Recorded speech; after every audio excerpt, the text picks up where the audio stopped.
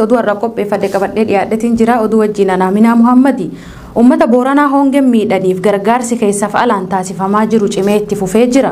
Miidiyaa hawaasaa irratti duulli hawaasa Booranaa baraaruuf taasifamaa jiru keessaa fi alaan adeemsifamaa kan jiru yeroo ta'u, namni hundi waan qabuu fi danda'uun akka tumsu duulli bal'aan taasifamaa jira. Akkaatuma kanaan bulchiinsi magaalaa Finfinnee uummata Booranaatiif deeggarsa miliyoona 250 ol qabatee guyyaa har'aa imala eegaluu ibsee jira. Guyyoota muraasa dura kantiibaan magaalaa Finfinnee Aadde Adaanech Abeebee deeggarsa uummata Booranaatiif birrii miliyoona 102 kennuu ibsitee turte. Gargaarsichis guyyaa har'aa midhaan nyaataa dabalatee nyaata beeyladootaa waliin konkolaataa fe'umsaa baay'een gara Booranaa imalaa jiraachuu suuraa maxxanfameerraa hubachuun ni danda'ama. Kana malees jiraattonni Buraayyuu gargaarsa uummata Booranaa hongeen miidhamaniif midhaan nyaataa walitti guuraa akka jiran himan.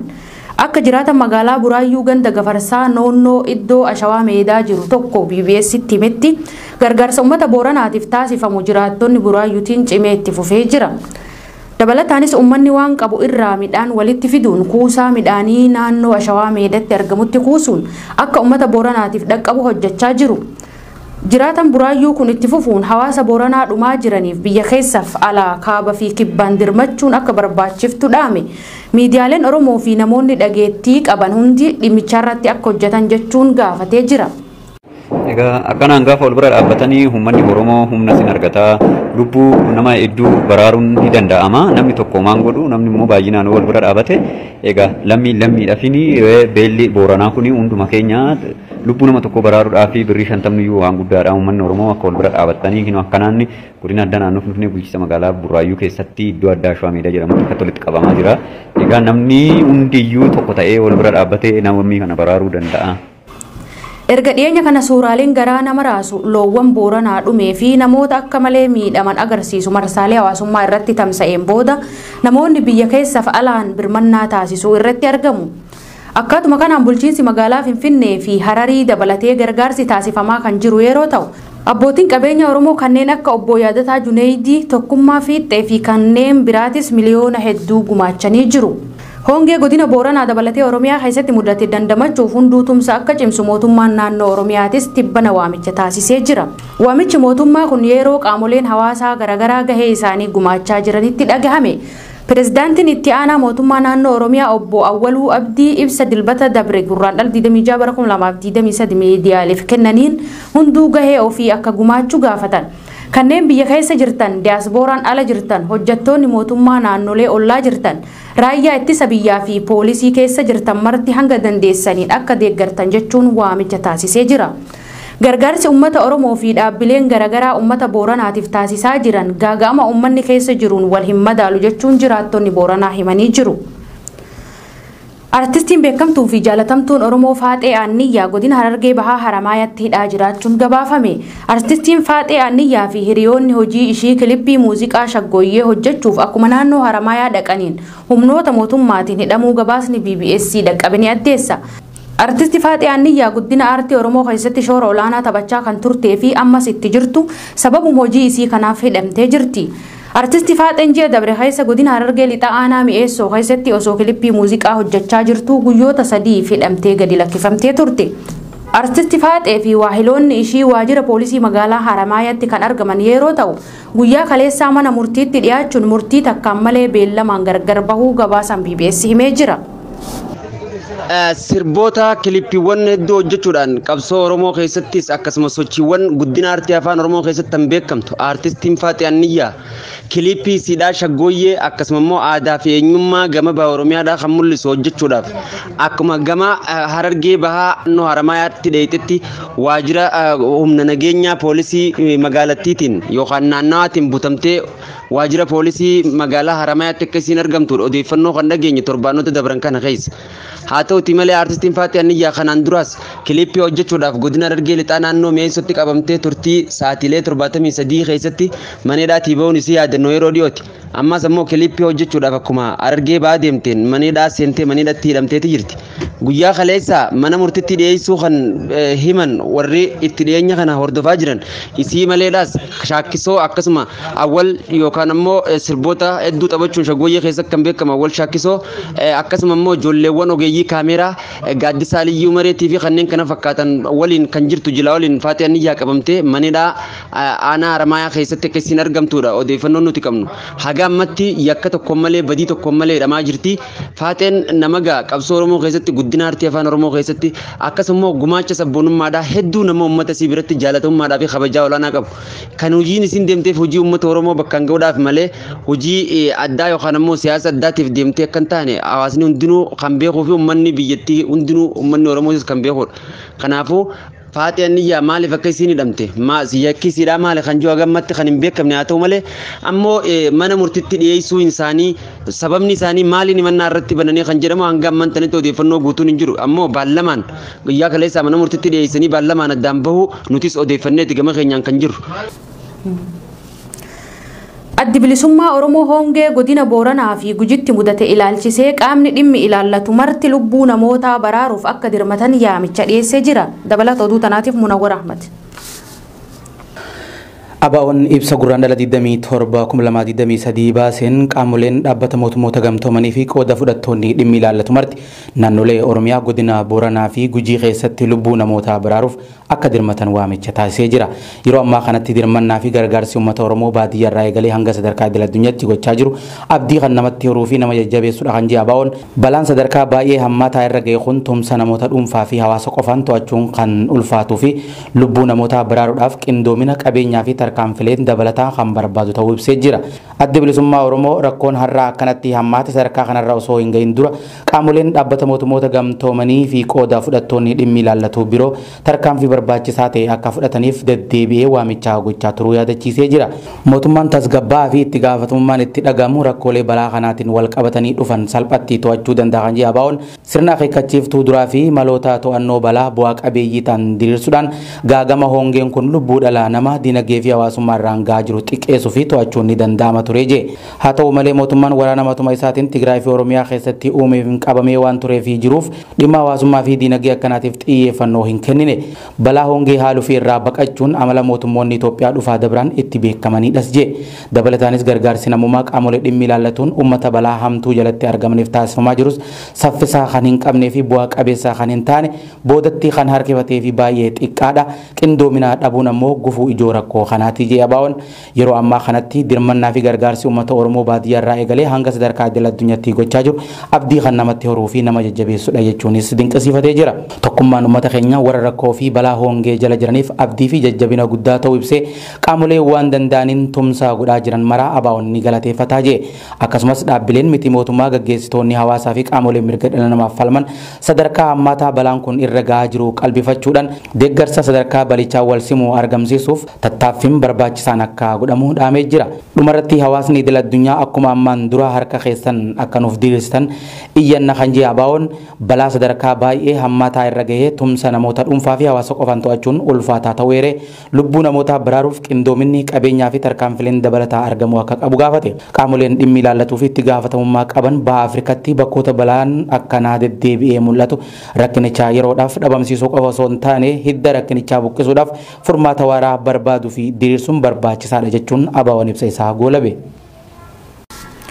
Odaa quxxisuun heerri Oromoo jalatti guutame odaa bultumitti gadaan sabbaaqaa baallii dabarsuuf qophiirra jira. Sirni halangaa gadaa dabarsuu odaa bultum jalatti gaggeeffamu gurraandhala 28 hanga bitootessa 10tti jiloota garaagaraatiin kan gaggeessu ta'uun baramee jira. Waggoota 8 dabranitti gadaan sabbaaqaa hojii isaa gaggeessaa kan ture yeroo ta'u amma immoo gadaa dhiphisaatti alangee dabarsee kennuuf qophii jabarra jiraachuu abbaan gadaa Ituu Shaamil Ahmadoo waabeffachuun OBN gabaasee jira. Abbaan gadaa Ituu Shaamil Ahmadoo namni gadaaf qaadhimamu warra horteen isaa qulqulluu arjaa fi goota ta'uu qaba uuma fi uumama qixxeen ilaaluunis heera uumaa ganamaati jedhan. Qophiileen jila kanaan dura qophaa'an galmoonni 8, kormi 8, dhibaayyuun 8, eelawwan 8 kan qotamanii fi dhimmoonni kana waliin qophaa'an biroo hedduunis qophaa'aa jiraachuu abbaan gadaa kun himee jira. Akka gabaasa kanaatti bulchaan aanaa Odaa Bultum obbo Hamid Ibrahim sirna guddaa kana miidhagsuuf dhiyeessiiwwan barbaachisan guutuu fi nageenya bakkichaa mirkaneessuun ayyaanichi haala gaariin akka raawwatamuuf ammumarraa qophii taasisaa jirra jedhan. Qophii torbeen tokko qofti hafe kana bareechuuf ilmaan Oromoo biyya keessa fi alaa akkasumas deeggartoonni sirna gadaa martinuu affeeramanii jiru. Kanuma wal qabatee gabaasan BBS Odaa Bultumitti argamuun jala bultii ayyaana Odaa Bultum kana irratti gabaasanuun gahee qaba akka itti aanutti dhiyaata. Jila guddaa sirna wahalangee aangoo sirna gadaa ituudha kan ardaa jilaa Odaa Bultumitti gaggeeffamu walarkaa fuudhinsa guyyaa torbee arraantanaa diggisiin dirree ardaa Odaa jilaa Odaa Bultumitti ardaa jilaa Oromoo guddutti gaggeeffamuudhaaf jira.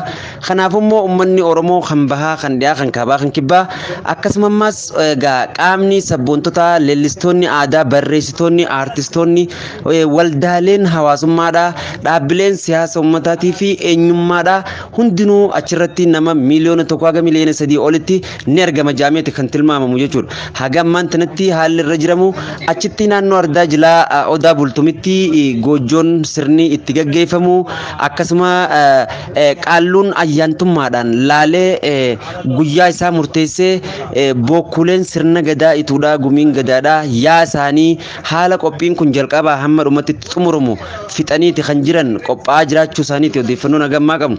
Akkasumas koreen qindeessituun ayyaanicha kana hanga guyyaa dhumatti hordofaa jiru sochiiwwan diinagdee isaan barbaachisu akkasumas sochiiwwan wantoota achirratti dhiyaachuu qaban eenyummaa achirratti dhiyaachuu qaban wantoota agarsiifamuu qabu bifa adda addaatiin qindaa'ati kan jiru. Qaamni mootummaatis sochiiwwan garaagaraa magaalota irratti ayyaanicha sirna gadaa walarkaa fuudhinsa baalleen sabbaaqaa kanituu baallii dhiphisaatiif kannu kanarra eenyummaa kan mul'isu magaalonni godina carcar keessatti argaman hundinuu geemataa isaanii akka bahuu qabanii fi sochiin akka eegalameedha odeeffannoo nuti qabnu. Kanaafuu miidiyaadhaa fi sooshaal miidiyaan akkasumas uummanni Oromoo keessaa kan alaa hundinuu ayyaanichi kun eenyummaa isaa mul'isee akka inni milkaa'uuf egaa tumsa wal fakkaataa fi tumsa eenyummaa kan Oromoo godhuu qabnaan dhaamsa gama keenyaatiif fuulduras guyyaa guyyaarraa odeeffannoowwan achirratti dabru taa'u kan isin biraan geenyu ta'a horaa bulaa deebina. Mootummaan naannoo Oromiyaa magaalota gurguddaa fi xixiqqaa naannicha keessatti argaman walitti makuun akka haaraatti gurmeessuu beeksise. Mootummaan naannoo Oromiyaa kana kan beeksise walgahii idilee sadaffaa caffeen Oromiyaa gurraandhala 27 bara 2023 geggeesse irratti.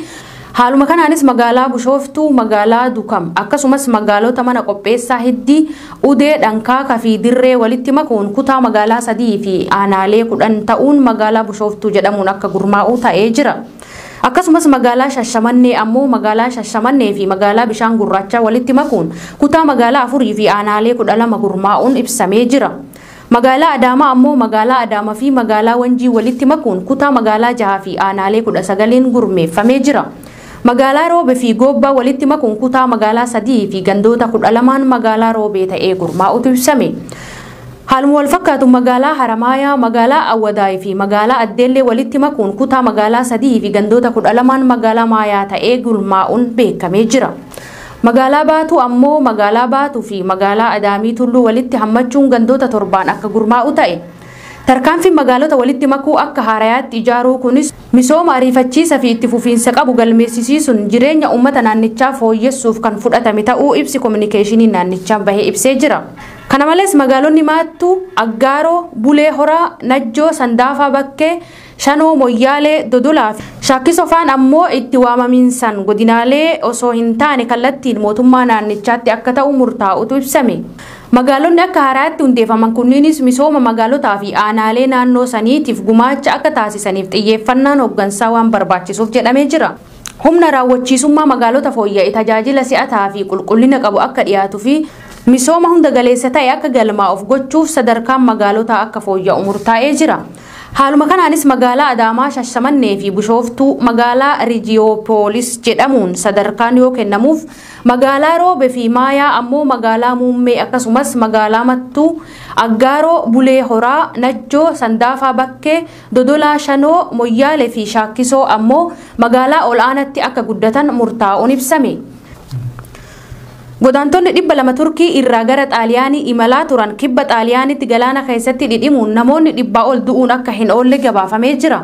Akka gabaasaaleen biyya Xaaliyaanii himanitti yeroo ammaa godaantonni 62 du'uun isaanii mirkanaa'ee jira. Kanneen keessaa 12 daa'imman xixiqqoo okatti baatan dabalatee kanneen erga dhalatanii guyyoota keessa jiran jiraachuutu himame.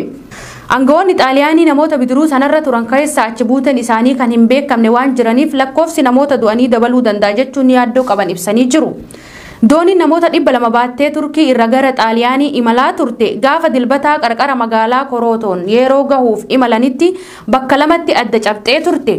Bidiruun tunis guyyoota muraasa dura lammiilee biyya Afgaanistaan, Paakistaan, Somaaliyaa fi Iraan qabachuun Turkii irraa ka'uutu ibsame. Reeffi namoota hedduu galaanaan nyaatamee riistooraantii qarqara galaanatti argamu cinatti argaman. Hojjettoonni lubbuu baraartotaa ammoo madda oduu AFP'tti namoonni 200 olitu bidiruu sanarra ture jechuun himan. Kana jechuunis namoonni achi buuteen isaanii hin baramne gara 60 ta'u. Maddi oduu Xaaliyaan ansaan ammoo namoota du'an keessaa daa'imni dhalattuun umrii guyyoota muraasaa qabdu ni argamti jechuun gabaase. Eegdonni qarqara galaanaa Xaaliyaan namoonni 80 ta'an lubbuun argamuu ibsanii jiru. Waggaa waggaadhaan godaantonni irra caalaan isaanii Afrikaa irraa ta'an hedduun walitti bu'iinsa fi hiyyummaa baqachuun bidiruudhaan Xaaliyaanii ga'uuf yaalii taasisuun ni beekama. Bidiruun tunis erga haala qilleensaa rakkisaa ta'e keessa imalaa jirtu dhagatti bu'uun dhidhimuun ishii himamee jira. Viidiyoowwan miidiyaalee hawaasummaa irratti qoodaman akka mul'isanitti caccabaan bidiruu tanaa dhiyeenya qarqara galaana Xaaliyaanitti bishaan gubbaa yeroo deddeemu ni mul'ata. Dhidhimuu bidiruu kanaatiin boodas namni tokko yakka namoota karaa seeran alaatiin daddabarsuutiin to'annaa jala oolfamuunis gabaafamee jira. Ministeerri muummee Xaaliyaanii Joorjiyaa Meeloonii gadda balaa kanaatiin itti dhagahame ibsachuun balaa kanaafis namoota seeran ala nama daddabarsan itti gaafatamoo taasisanii jiru. Ragaaleen akka agarsiisanitti bara 2014 irraa kaasee godaantonni 20,000 caalaa